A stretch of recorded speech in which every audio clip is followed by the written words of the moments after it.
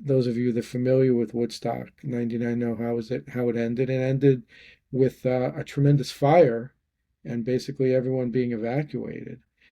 But we did so many things wrong, including not realizing where our bank was. And again, keep in mind this is 1999. Everyone's paying with cash. So we were at one end of the complex. Our bank was at the entire other end of the complex. We had $350,000 in cash on Saturday that we had to deposit. We had no security. We had nobody except ourselves. So myself and one other person literally walked across the Woodstock 99 site in broad daylight with two backpacks, $350,000 in hand, Oh my to go God. from one end to the other and deposit that cash. Welcome to Sports Business Unplugged, where the real game happens off the field. No fluff, no filters, just raw, uncut stories from the pros shaping the industry. Their journeys, their challenges, their passion, straight from the source. Let's talk sports business. Hello, everybody. This is Sports Business Unplugged with your host, Andrew Sachs. Today, we have a very special guest. His name is Jeff Hecker. Jeff has spent over 17 years leading ticket operations for the New York Jets.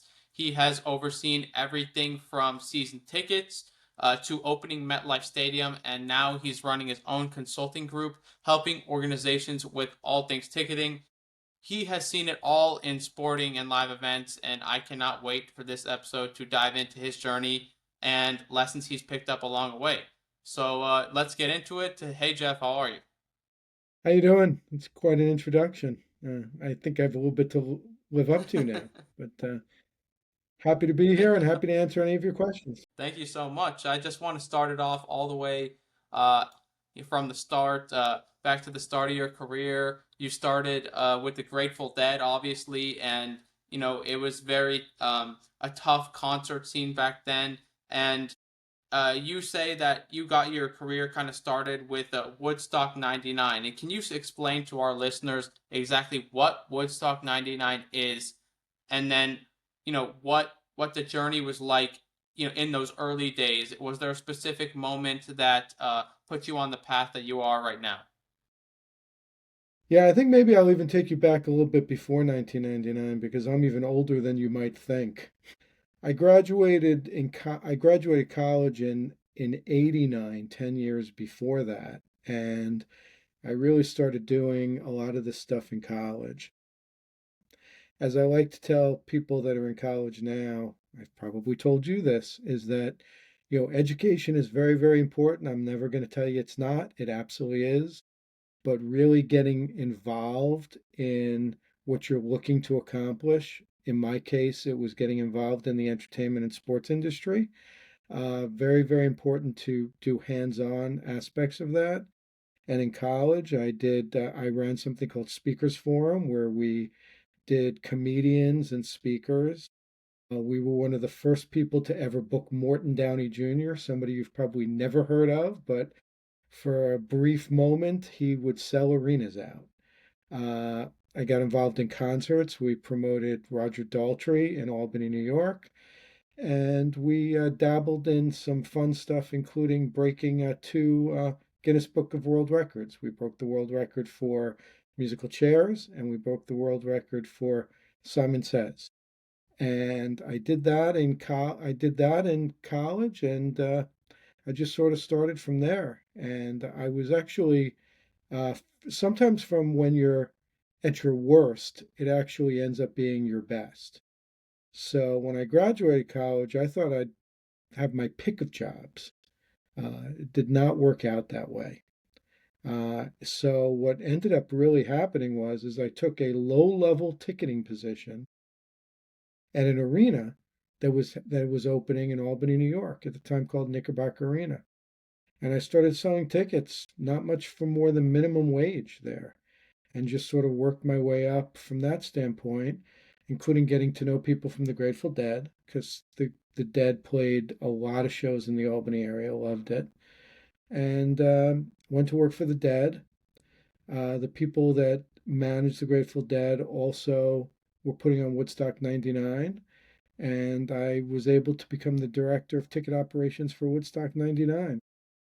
Just one thing keeps leading to another thing, and as long as you keep moving forward, that stuff will happen. I have a lot of Woodstock 99 stories. You tell me which ones you want me to tell you. So yeah, and as I was saying, one thing leads to another, and I was very lucky to be able to run all of the ticketing for Woodstock 99. It was quite an interesting experience on many levels. As I said, I have a lot of stories from a ticket operation story. One that's very interesting that I don't really tell a lot of people is that we were the first organization ever to sell a ticket via Wi-Fi. Woodstock 99 happened on an Air Force base in Rome, New York. And we opened up a whole bunch of remote ticket places in the Rome area because we couldn't sell on site. And again, this is 26 years ago. We could not hardwire anything. So no tickets had ever been sold via the internet prior to that. And we were told there was no way it was going to work. We pushed, we got it to work, and we sold tickets via the internet, via Wi-Fi, in 1999, and we're the first organization to ever do that. Very, very proud of that. I'd love to tell you that I created that technology. I did not, but I definitely did push to make it happen. But I mean, so from a ticket operation standpoint, that really was the first big thing that we did. I mean, it's funny now. Basically every ticket in the world is sold now, for the most part. It's it's amazing what 26 years. But prior to you being born, what year were you born, Andrew? I was You were born in born in 2004. I was gonna say 2003. Okay, so 2004. Yeah, so long before you were born. Yeah. But so that's you know there's I have so many stories, but yeah, I mean I think when you and I may have spoken in previously, I may have told you we did such a horrible job in so many ways. Uh, there's a Netflix documentary out there, 3-part Netflix documentary. I only got through the first 2 parts because having lived it, I couldn't even bring myself to watch anything else of it. And obviously, I know how it ended. Those of you that are familiar with Woodstock '99 know how it ended. It ended with a tremendous fire and basically everyone being evacuated. But we did so many things wrong, including not realizing where our bank was.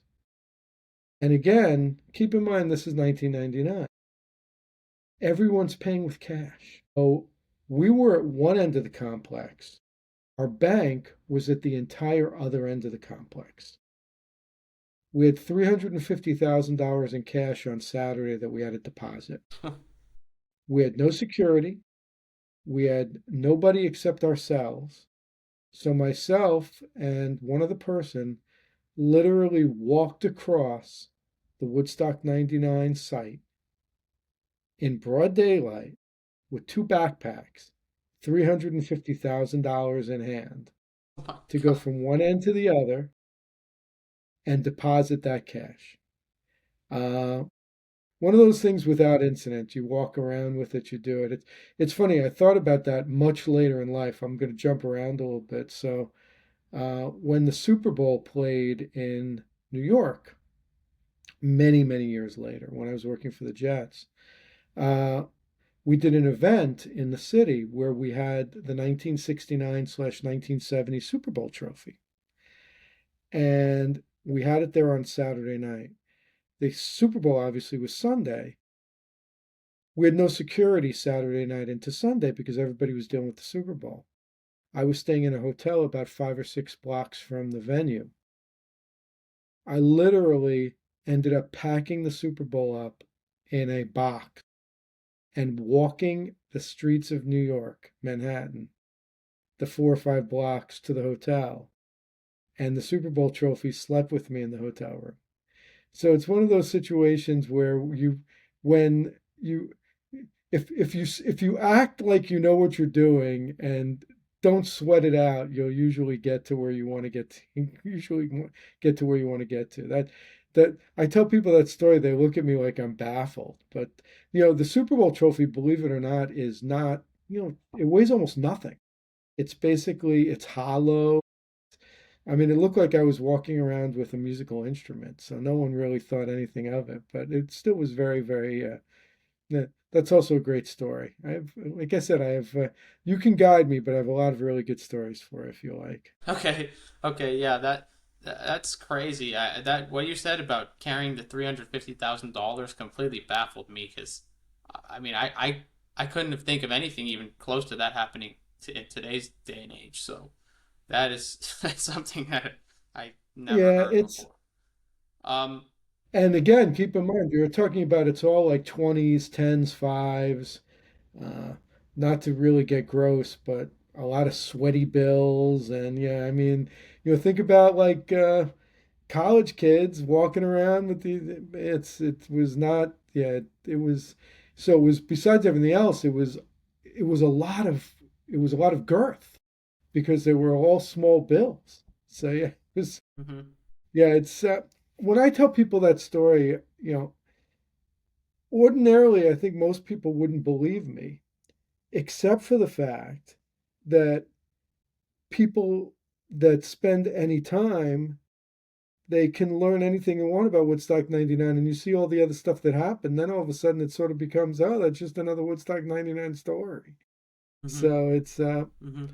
it's, Wow. if I had it to do over again for 99, I don't know how much different I would have done it, because I don't know, there could have been a lot of things that we could have changed given the circumstances. And I got to tell you, I'm really happy that I did it. I'm very lucky. I'm in the liner notes of the CD and the DVD. In Bethel, New York, there's a venue called Bethel Woods that has a Woodstock museum, and I'm very lucky to be in the fine print of that museum, having been part of the Woodstock lore. And I don't think I would change a whole lot, other than the fact that there are certain parts of it I can't look back and listen to or look at. Certainly, I think the one thing we would have changed is Mhm, probably not putting fire out to the crowd for the Red Hot Chili Peppers. That probably we shouldn't have done. But it's funny because it also got me my start in what I started to do next in ticketing. What happened afterwards? So Woodstock 99 was a conglomerate promotion of three people.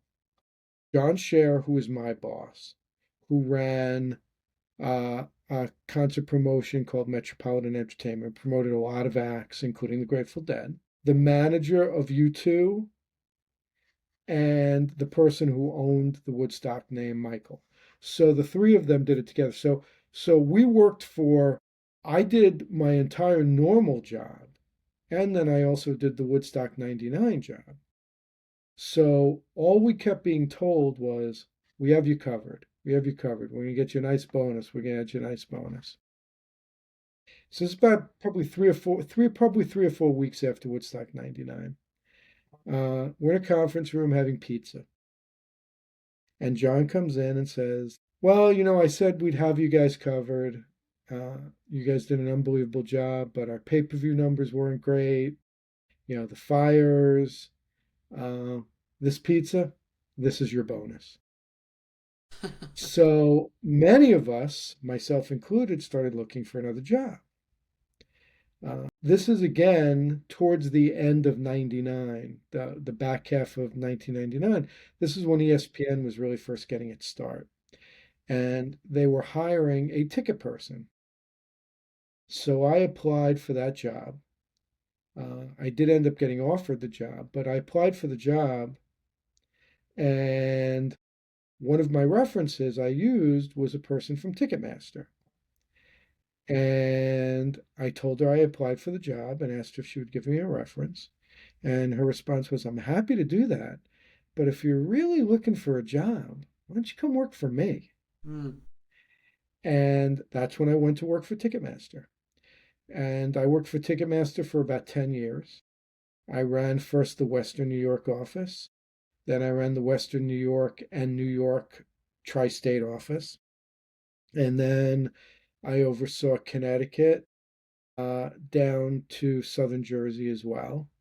Uh, and it was great, but I was really itching to get back into real live ticketing. Mm-hmm. I was really becoming much more of an administrator in that regard. Mm. Um, So at would the you corner say office, it was getting it wasn't enough like fire for you? It was you just wanted more activity? Is that what it was? I wanted more hands-on Okay, activity. that makes sense. Uh, I, I liked what I did. I liked what being, I'm not gonna lie, I like being the boss. Yeah, But it just was time to give up the corner office. And a position that quite honestly probably was lesser than what I was doing, became available with the Jets. Uh, and I jumped at it. And I did it for 17 years. I'm still involved with the organization. I do a lot of special projects for them. And it's been great. It's been a great yeah, ride. It would have been nice to maybe win a Super Bowl, but I the way I look at it, I think now that I'm gone, now they won a Super Bowl. maybe. What when you first I don't know moved if you're over to the go Jets, on. I'm sorry. what was the culture like? How was the culture different than Ticketmaster or than when you worked and did the Woodstock '99 concert and worked that job? Yeah, you're jumping in and out. I think you're asking me what the different culture was between Ticketmaster and the Jets, if that's your question. Uh, Football in general is a very different culture. Uh, More all hands on deck, all involved. Uh, get your hands dirty. Everybody jumping in to help out. Uh, love that. Love that part of it. Uh, Ticketmaster was much more about, especially towards the end, being very, very corporate. Being very, very, very corporate. You okay? So over your 17 years with the Jets, there were multiple different transitions that you had to go through with technology and with a new stadium and even when you guys made it far in the season, can you share some of like the leadership values and the leadership advice that you took from other people and the leadership challenges that you faced, when your values were tested? Maybe a time that you had to, fight for your team or just maybe a good story about leadership. Yeah, I think there are two examples that probably come to mind best. One is when we moved from one stadium to the other. I'll get into that first. But then the second one, and I really definitely want to get into this. So if I circle back to it, is uh, COVID. I mean, it's the elephant in the room from the industry standpoint. So I definitely do want to get a little bit into that. But I'll start. So if I don't circle back for me on that. Okay. But let's start with the moving of the seats.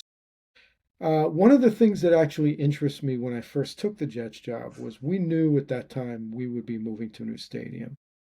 Uh, it was right around the time that the stadium was being built. Mm-hmm.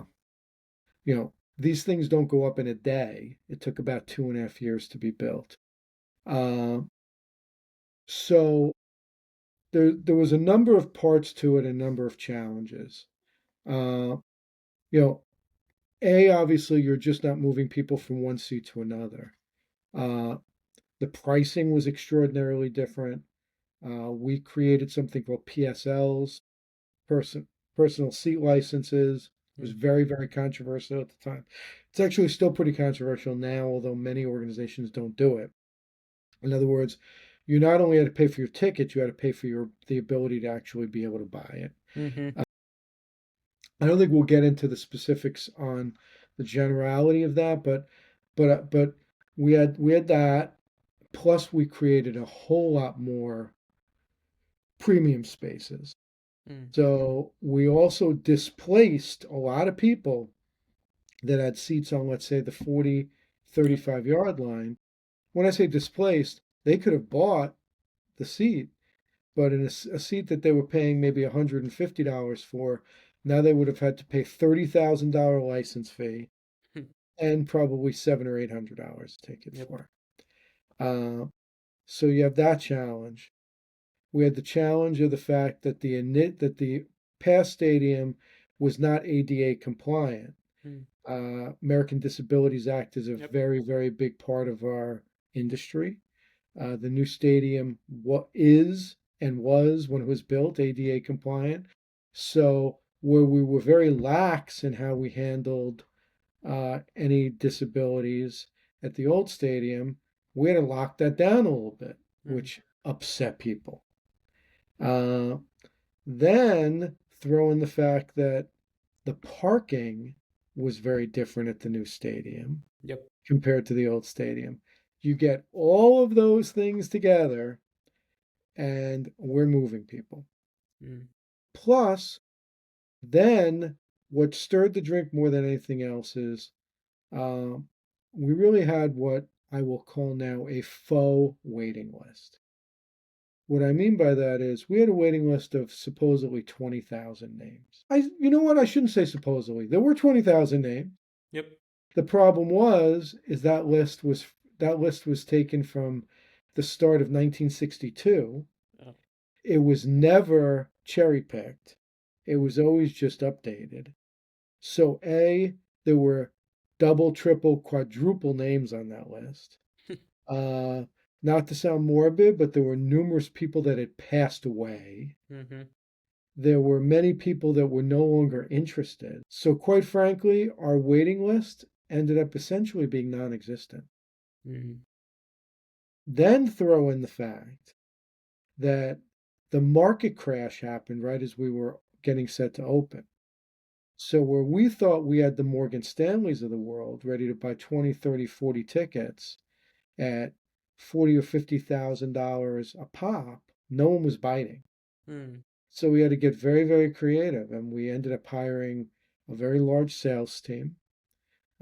We didn't have the place to put them, so we built a double wide trailer out at the stadium, and that's where we put our sales team.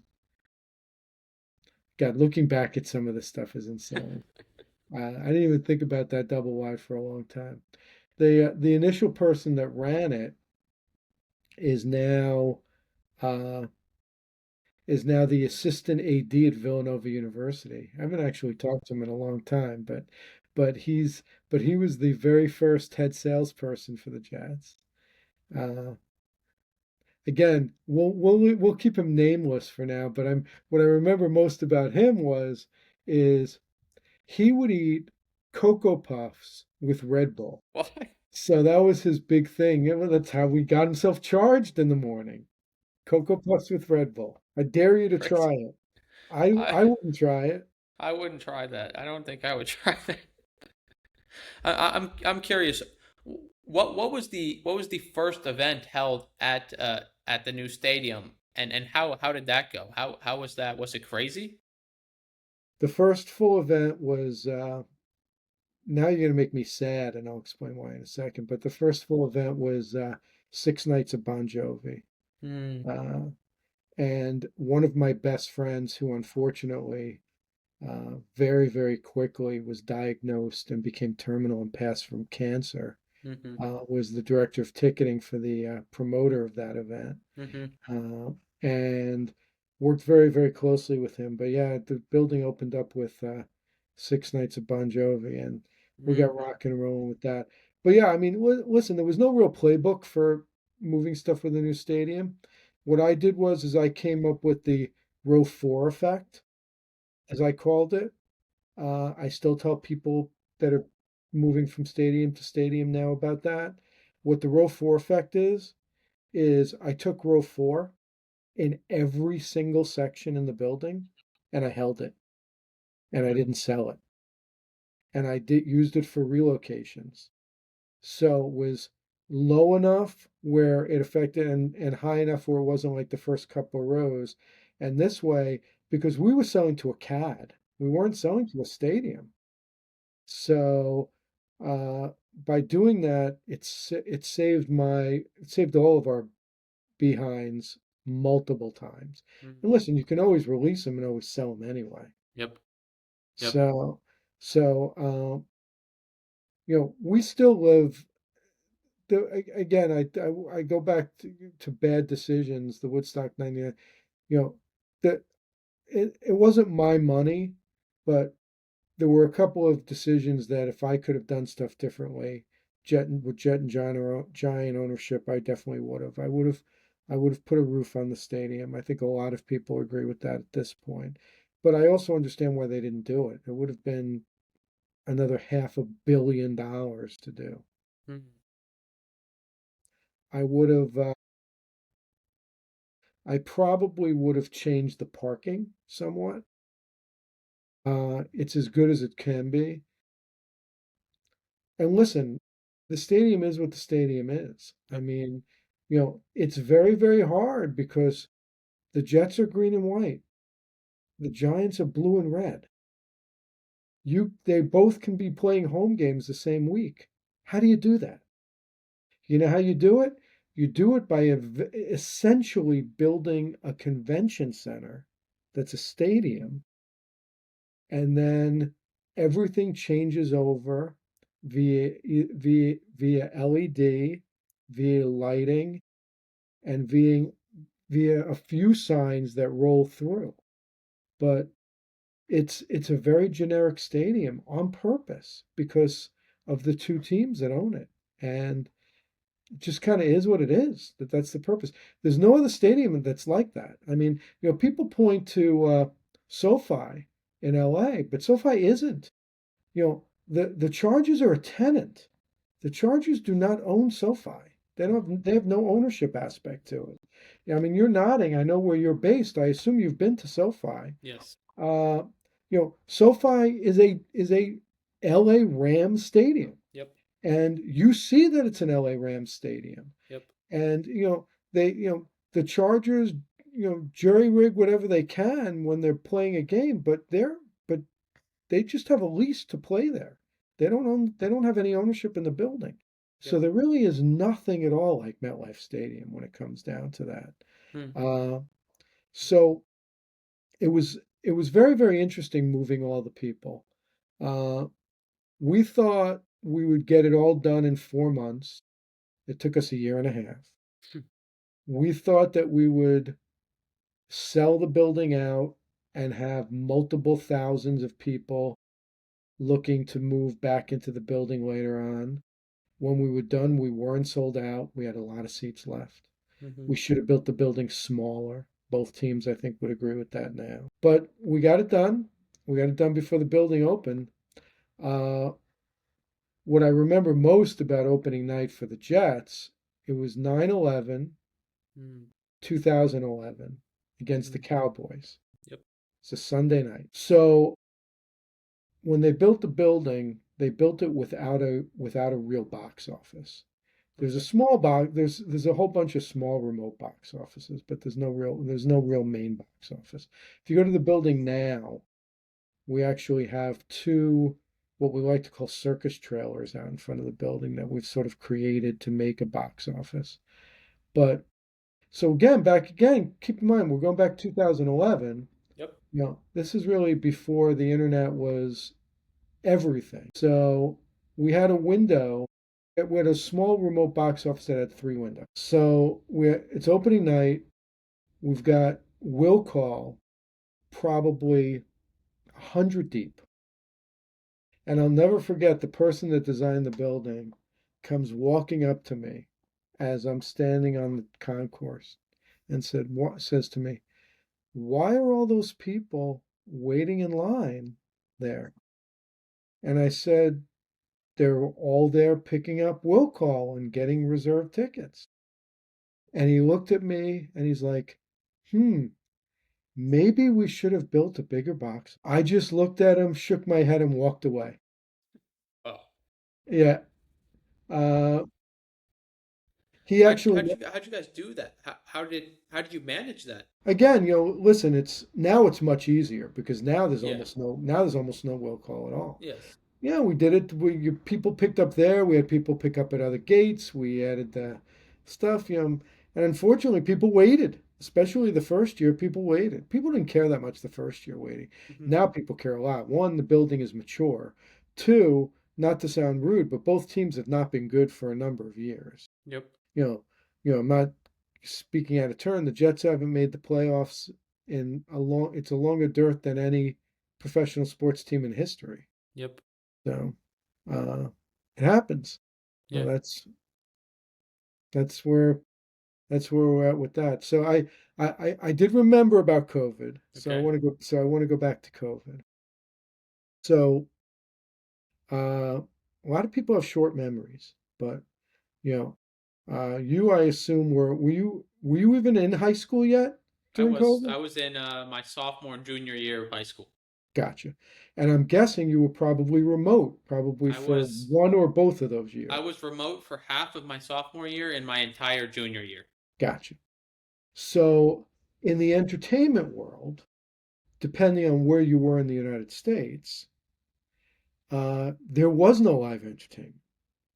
Uh, and that was the case in the tri state area. The last 4 or 5 months of lockdown, it started getting a little bit better, but we went a full entire season where we didn't put a fan in a seat. Wow. And I know many people have in the past said things about various owners and whatnot. But I will tell you that I am very, very grateful that our ownership not only did not lay off a single solitary person, not only did not furlough a single solitary person, not only did not cut wages of a single solitary person, but we kept on working and kept on doing our thing. We went back and forth as to whether we were going to have a few fans in the seats. We built programs. Our ticketing company, Ticketmaster, built programs for us. Uh, but very, very grateful for the fact that you know we worked for an organization that stood up for the staff, and we went 12 months without putting anybody in the seats, and we all still got our paychecks. So I think it really says a lot to me. You know, that's why I'm still very involved and still care a lot about the organization. I think it says a Hmm. lot about the organization. Yeah. Wow. That's amazing. I, I'm just curious. How did you guys handle that? Like, how was the day to day during that? It wasn't just everybody staying at home. Yeah, I mean, keep in mind again, you're young, but yeah, I mean, you know, people didn't even know what Teams was Yep. back then. Yep. You know, Zoom sorta, kinda people knew, sorta, kinda, but even that barely. We started having Zoom calls and team calls. And listen, and what different organizations did. Like, I started having a weekly call with all the tri-state ticketing people. Hmm. Sometimes it was just even to be involved and just Yep. speak to people. Yep. Uh, you know, Events did start to gradually start to happen again at a much smaller scale. Madison Square Garden was really the first. They started having events where they could have 4,000 people total in the building. And that building holds about 20,000 people. Uh, Outdoor events started happening a little bit more. It's funny, again, you look back on it, it's like, it's amazing. This was our life. I mean, yeah, I mean, again, you were probably subject. I don't know if you were living with both your parents. I don't know what your situation was, but I can tell you, like, people were washing down grocery bags. I mean, I Yep. don't know if you remember that or not. Yep. No one knew what was really going on or not going on. Uh, and we tried to keep going in the sense that we would, we had We had virtual events for our season ticket holders. We were pushing our loyalty program for our season ticket holders. We tried to stay involved as best as we could. And the other thing, again, we were very, very lucky with our ownership group. They allowed us to go out to them and let people defer and let people not have to pay us money. Mm-hmm. Even when we first came back, if you didn't want to go and you're not comfortable going, we understand. We'll give you your money back, Mm, and we're not going to penalize you. And you can come back next year when you yep. feel more comfortable. Uh, Very, very lucky that we moved forward in that direction. Mm, Uh, I like to say cooler heads prevailed, right? yep. But again, it's also I'm also not the owner who's not Yep. seeing the revenue that they're seeing. But I do think cooler heads prevailed. It was a very, very interesting time that, for some reason, as we get a little bit further away from it, less and less people like to talk about, quite honestly. And Mm-hmm. and I really think we should talk a little bit more about it sometimes. Yeah. Yeah. I mean, just us talking about it right now just reminded me how crazy it was. Yeah, I mean it's the isolation, right? I don't know about you. What my wife and I ended up really doing was is there were two couples Mm-hmm. that we're still very close with now, but two couples that we, you know, in safe environments spend some time with. Yeah. And what I mean by that is we would, I have a fairly large driveway that I keep my cars in. You know, we would have a couple of days a week where I would move my cars and we'd set up chairs outside Mm-hmm. and set up tray tables. They bring their food, we'd Yep. bring ours, and we'd sit outside at a distance just so we could hang out and bullshit for a while. Excuse Yeah. my language, Yeah. No. but it's and we did that with a couple of different couples, and it's just it's I mean for sanity's sake, you kind of needed to do I that mean, kind yeah, of stuff. that's all you could do. That's all you could do. Yeah, I yeah, mean, yeah. Speaking about that, I kind of wanted to talk a little bit more about like the personal and the human side of ticketing, and obviously in the business of ticketing, you're dealing with people, with emotions, with people's memories, and then like internal pressure too. So how do you how have your personal experiences? I know you're a father of two daughters. I know you're a special needs father. Has that helped you in any way? Do you think helped your patients maybe nail when on dealing nail on with the head. Yeah, nail when on. dealing with the stress and people? How does that how has that affected your work? Yeah, it's, when I was a youngin, when I was I was very, very tight. People still say I'm a little bit tighter than I should be, but I don't see that so much anymore, especially. But it was really interesting uh, having my one daughter, Erin, who's autistic. She's high functioning autistic. And as you said, it puts everything in perspective. Mm, Everything in perspective. Football fans, especially, can be very belligerent when they drink. Fact, yep, stop, yep, done. Uh, I've had people curse at me. I've had people spit at me. Never had anybody throw a punch at me, but it's it's tough. It's tough. What we used to say, I mean, it's not so bad now, but when we were in our major rivalry days with the Patriots, when we would send players' families to Foxborough, we would put security around. mhm, So everybody would be very, high strung and up in arms. But to your point, my daughter inadvertently has taught me what is most important in life. And I love my job. I live my job, but it's still my job. And my life is my family. yep, And if I had heard 58-year-old Jeff, which is what I am now, saying this when I was 25-year-old Jeff, I might have scoffed at it. Mhm. but it is an absolute fact. It's actually between you and me. I really haven't talked to a lot of people about this other than some people in my organization, but Mhm. it's really the main reason that I decided to make the change that I made. The organization did some restructuring. They offered some people some opportunities. I was not on their bingo card to take the opportunity, uh, and I chose to do it because taking a step back so that I could spend more time with my kids when I'm 58 instead of when I'm 78 or Yep. 68 Yep. was pretty important. Yeah. Uh, I wish I had done this when I was younger in a lot of ways. And again, I think you and I have spoken about this.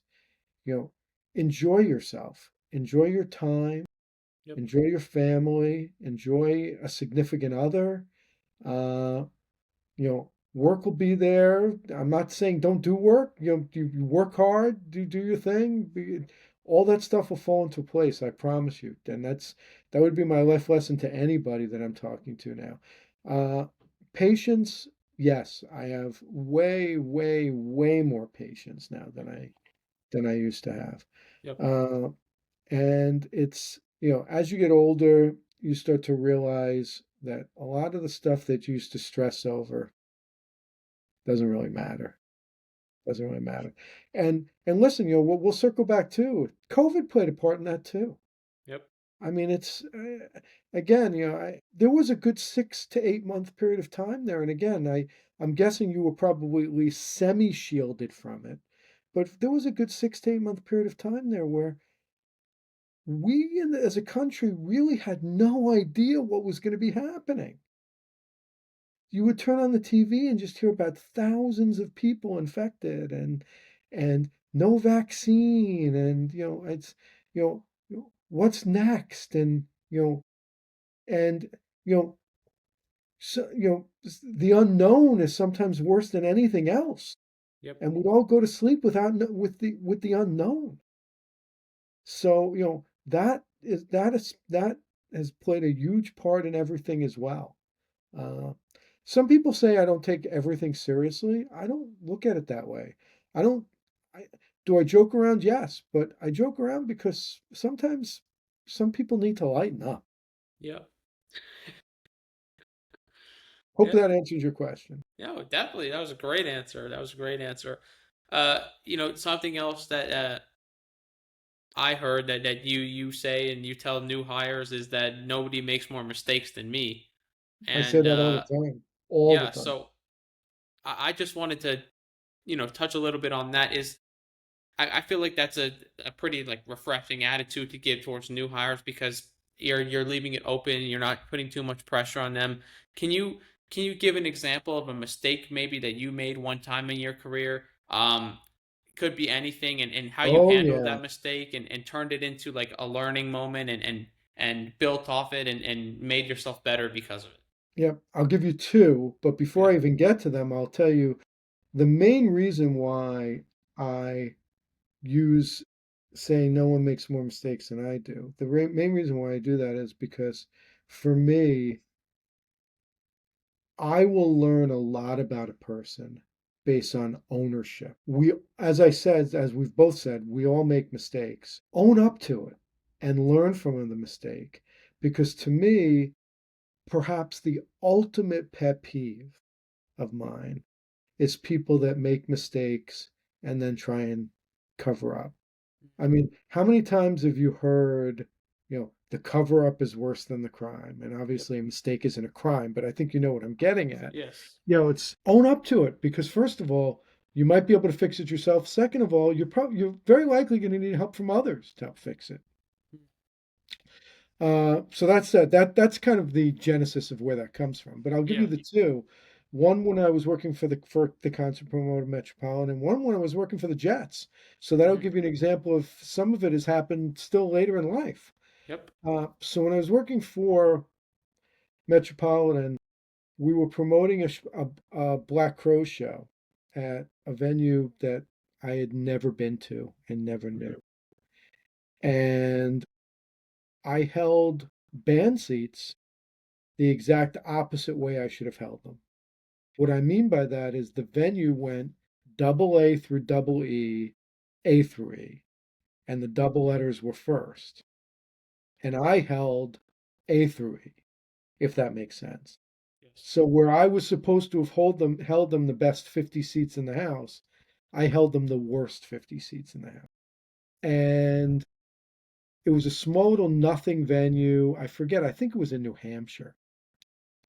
And so it wasn't a huge, huge issue, but no one knew about it until the night of because I didn't go there with seats that I held and I got destroyed the next day. Not even the night of because other people dealt with it. And I got hit big time the next day by my boss, my boss's boss, and the Black Crowes manager. And I sat there and, I was white as a ghost, but I sat there and I said, listen, 100% on me. I made this mistake. I will do whatever you guys need me to do to fix this mistake in the future, including on my own dime, going to venues that I am not familiar with because I wasn't familiar with this venue. And that was my biggest mistake was not doing this. And my sincere apologies. And if there's anything I can do to make this up. And were they still mad? Yeah, they were still kind of mad. But guess what? They said thank you. And I never, ever heard about it ever again from any of the three of them. Never heard about it ever again. Now, listen, some of it was because it was a nothing little venue and it wasn't a huge, huge thing. Can you imagine if I had at this time, and we're probably going back, this is probably 1996, so I'm probably 26, 27 years old at the time. If I had tried to it was the ticketing system's fault. That's when it would have continued to be a big deal. That's when it would. The other one that was a very big error. So my very first year with the Jets, when we went out with playoff invoicing, I made the mistake of going out with 3 games. Now, actually, now in the new playoff format, you actually can have 3 games now. Back then, you could only have two. uh, we invoiced for 3 games. Believe it or not, most people just paid the invoice on the 3 games. But we did hear about it, including hear about it from the New York Post. And again, I owned up to it. And what I actually did is I actually gave an interview to the person at the Post with somebody from PR right next to me, saying totally on me, not on the organization, totally on me.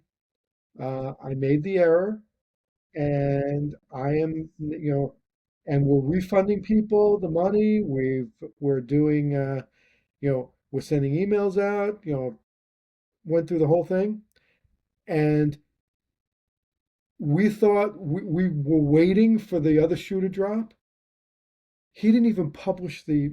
He didn't even end up publishing the story because once I gave him what happened, and once I gave him what we were doing, it was a non-story, right? I mean, Yeah. it wasn't the Jets were trying to do this or anything. At the time mid-level. I was mid-level at the time.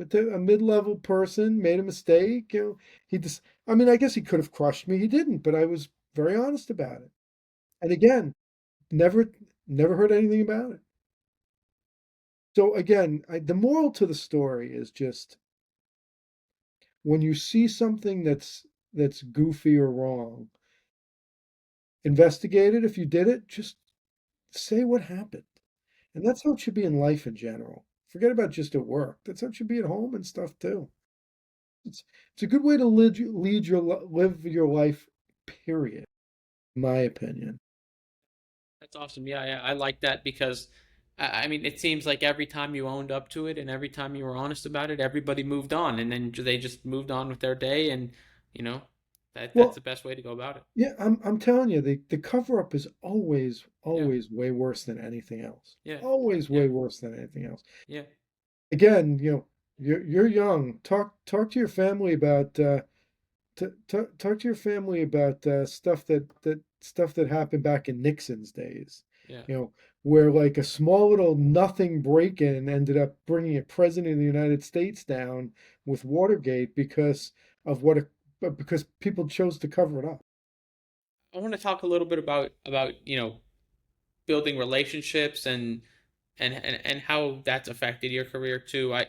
Uh I read a little bit into your stuff in about the ticket sellers wine label. Yeah, Yeah. yeah, but you're good. Yeah, yeah. Yeah, So yeah, if I you have could talk a little bit about that, about how that came up, and then what that kind of says about the camaraderie in the industry, and then uh, if you could maybe take a story or a memory about you connecting with someone else in the ticketing space, and if there was a moment where you got influenced by someone, or you were able to help someone, or someone was able to help you from just meeting them. yeah. I'll start with ticket sellers. So a number of years ago now, it's probably 15 years ago, there were a bunch of us, all in the ticketing industry, uh, having a meal in the city, eating a lot of good food, drinking a lot of good wine. And we just talked about the fact that maybe we could make our own wine. And one of the people at the table took the initiative, and we still to this day make wine out of Napa Valley. Uh, we don't really serve it anywhere other than just what we have, but it's really good. Uh, we've had it we've had it served at some pretty high end places. Not that we've sold, but just that it's been sold. We've had it taste tested among other things, blind, and it's beaten other things, and it's great. And yeah, it's somebody who used to work for the Mets, somebody who used to work for the Garden, somebody who works for the Lakers, somebody who works for the Las Vegas Speedway, myself, some other folks. It's really it's great. It's great stuff. It's really good. And I'll get your bottle. I'll get you guys a bottle. Thank you. So I'm actually going to tell you a learning that I had with relationships, which really helped me. Okay. Believe it or not, and most people really don't believe this, I was an unbelievably shy guy in high school and when I first and in college. Even starting in the industry, I was still somewhat shy.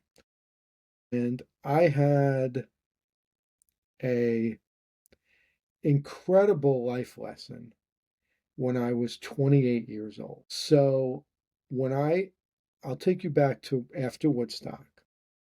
So when I left to go work for Ticketmaster. So I left to go work for Ticketmaster running at the time to start the Western New York office. So, keep in mind, I'm the ticketing person for the number one concert promoter in the tri-state area. And I leave to go work for Ticketmaster at that level. When I was working for the concert promoter, I thought I had all the friends in the world. Everyone wanted to be my friend. Everyone wanted to be my friend. When I left to go work for Ticketmaster, literally everyone except five people lost my phone number. And here's the epilogue to that story, which is super interesting. 4 years later, when I received my second promotion at TM, and and I moved down to New York, and I'm running the entire New York office. One of those people that lost my number calls me in the office on my first day in the office. My assistant wanted to put her through. I didn't take her call. Never talked to her since. But it's so that was you know so that was a good learning experience for me. So building relationships is very, very important and super important in this industry, and that's the way you build things up. And I will tell you, go to conferences. Uh, I think we actually started before we started recording. I was telling you about a conference I'm probably going to go to. Go to conferences, enjoy it, enjoy connecting, uh, and you're going to learn real quick who your friends and who not your friends are. And it's from a connection standpoint, taking it to the next part of it. It's also a very, very unfortunate life lesson. Two of those five people are no longer with us. They both passed away, both from cancer. One, as I was saying, but the other one too. She was the ticket person for the Meadowlands complex, and they were both very, very dear friends. And it just, it just shows a lot of where you're at with that. I'll never forget. It was myself, my friend Derek, who passed away, and another friend of ours in the industry. We were meeting for dinner one night in the city, and it was actually the day that he got his diagnosis. And he was late coming to dinner, and we were actually busting his chops. And he started to tell us that he was walking over and he saw a David Bowie lithograph in the window, and he went and bought it, and that's why he was late. And then we really started busting his chops. And then he explained his diagnosis. He was a single guy who really didn't have any significant others or anything. He's like, I decided I wanted to start spending my money on what I wanted to spend my money on myself. And it certainly took the dinner and really, I hate to say it, the rest of his life really to a different experience. He unfortunately didn't live more than another year after that dinner. So again, enjoy your life, enjoy your family. Uh, what I really try and do too, and I'll call you out and I'll call your friend out. I'll just say friend. Uh, you- uh, I try and give back. You know, I know a lot of people reach out. When you're in college and whatnot, reach out to people through LinkedIn, and I don't know how many people answer you or whatnot. I try and answer everyone. I don't always, I don't always speak to everyone, but I always try and do that, and I try and make the time to give back, and I try and make the time. Someday you guys are going to rule the world, uh, and guess what? I may like need a favor from you someday too, in that respect. And Yeah. if I can help even one iota getting you to a level where you're at a point where maybe 25, 30 years from now, you're giving an interview saying, you know, I think back to like the time when my internet wasn't working and then we had this interview and but I'd like to think that, this is a much better way for me to leave my mark on the Yeah. industry than selling a ticket via the internet on Woodstock Yeah. 99. You Yeah. know, because just in the little bit I've gotten to got to know you, you're going to be involved in this industry for many, many years to come. I know that. So I'd like to think if I could help even in one way, that's a good thing. Yeah, yeah, that's amazing. Yeah, that's amazing. I love to hear that. I was just curious how, you said in your younger years you were a little bit more stuck up, more serious. How did you learn to, not be as nervous and just like be a little bit more, fun, but still work hard, but just not be just being yourself all the time. How did you learn to do that? Well, I'll be honest, at first I faked it a lot. Really did fake it a Yeah. lot. Listen, we all do it, right? We all Yeah, fake things yeah, a lot. yeah, yeah, yeah, yeah. And then what it became easier because what I found as a manager, as long as I was fair, nice, and open with my employees, I found they'd all run through brick walls for me. And guess what? It's a lot easier environment wise to have people that work for you that are willing to help you out and do whatever you need to do. Mhm.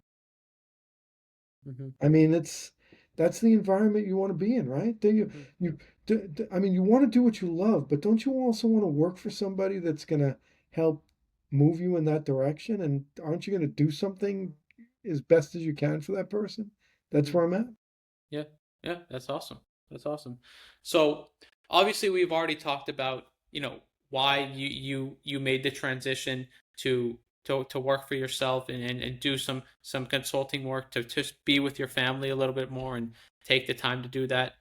I'm curious, were you nervous to make that change? Is there like a mindset that you're in, and what do you hope to achieve through your consulting work, and what kind of impact do you want to have on the industry now that you're technically your own boss?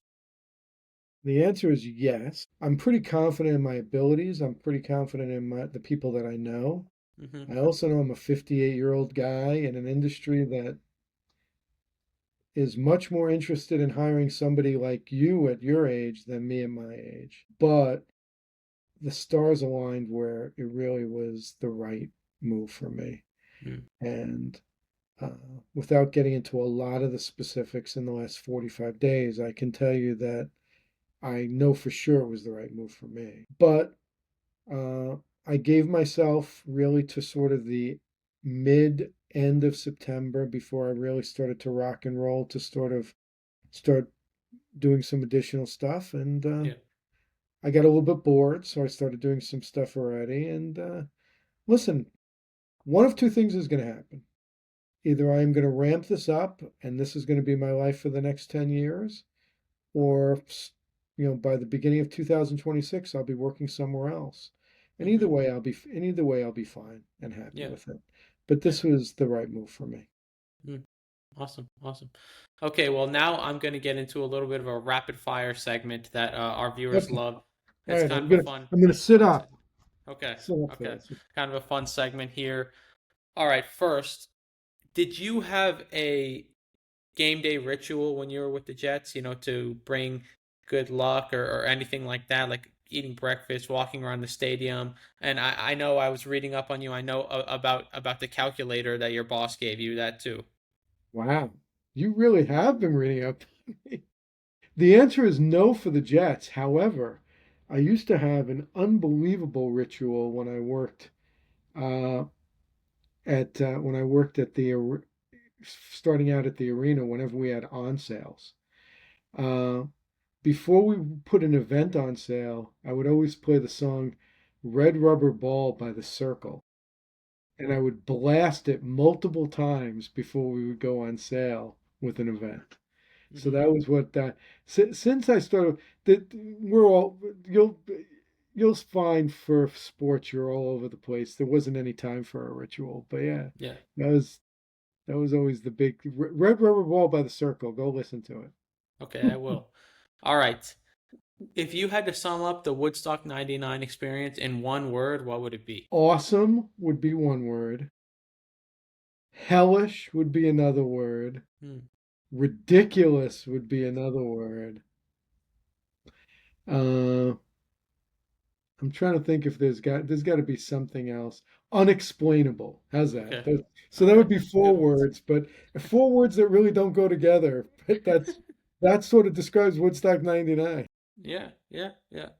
Okay, which would mean more to you personally? A New York Jets Super Bowl or a Mets World Series title? See, now I can tell you it'd be the Mets. If you had asked me a year ago, I would tell you it would have been the Jets. Hmm. Hopefully, no one Okay. from the Jets is going to watch this. Okay. What's your go-to last meal on earth restaurant or cuisine? My go-to, it's actually different now than it used to be. Now it would be Nobu. Hmm. I love Nobu. Go there, Good pick. go to various Nobus all over the world actually. Yeah. And my last meal would probably be would probably be their yellowtail and jalapeno. It's great Hmm. stuff. Yeah. Have you been to the Malibu one? I've never been, but I've heard good things. I have been to the Malibu. That's cool. Okay.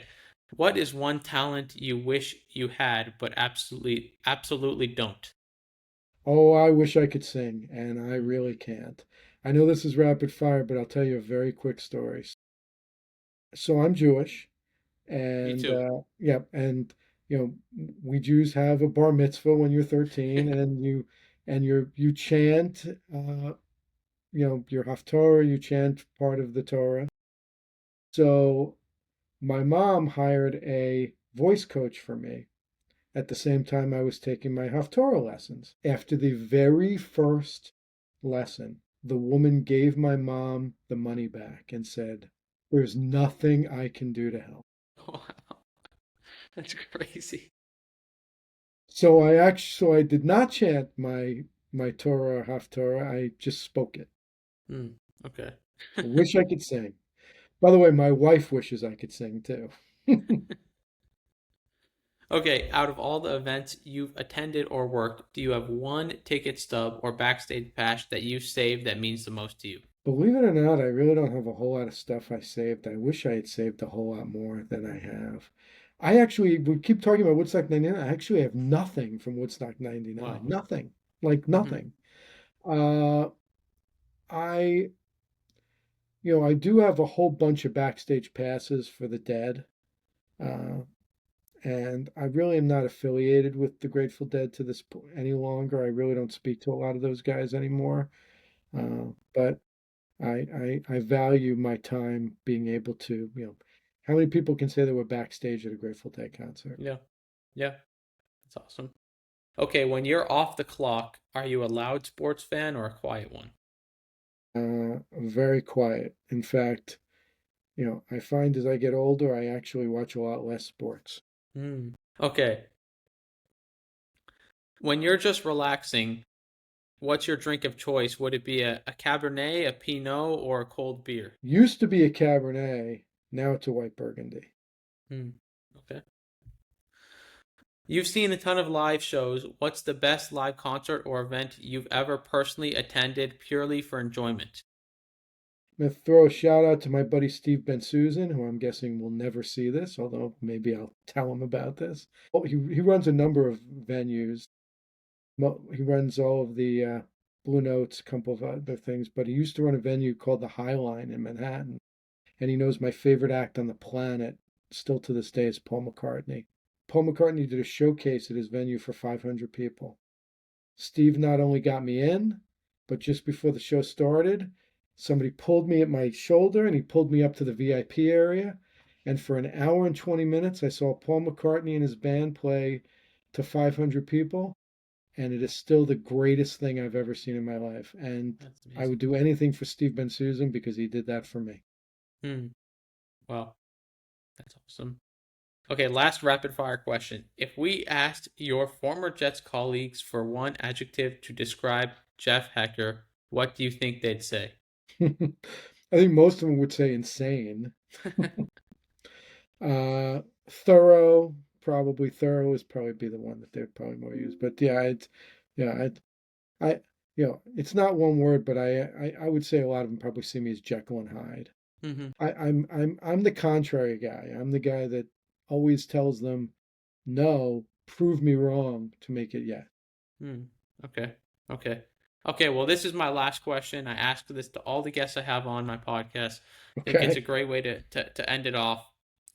You've seen so many people chase the industry. Some people make it, some people don't. What separates the people who succeed from the people who give up or fade out? And what advice would you give to young people trying to break into this industry? I'm going to work backwards on that. For the young people, I would say patience. That's important. I would say rely on your family because using our industry as an example, you are not going to make a lot of money till you're probably 30 years old. It's just a fact. You're going to be living with family, you're going to be living with friends, and patience. But if you can break through that glass wall, the sky's the limit because, to get to 30, but from 30 to 40, you can zoom through.